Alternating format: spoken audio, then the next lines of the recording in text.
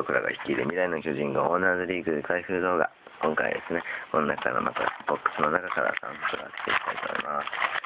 今回下からと上からと右の真ん中あたりから取っていきたいと思います。はい。適当なんでね、適当に開けてみていきたいと思います。順番に開けてきたんでね。はい、丈夫。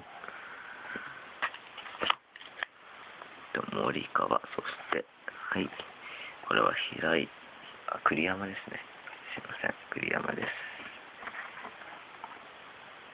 見えるな。はい。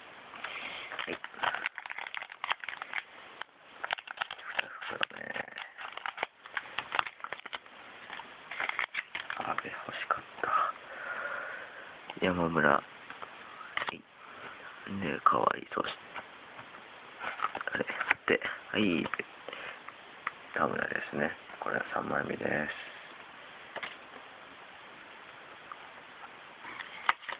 はい。ラスト。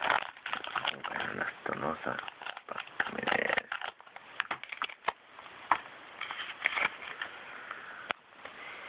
加納、上田、そして、藤田ですね。ST 藤田か。見えるかな。あ、見える。あ、田村ごめん。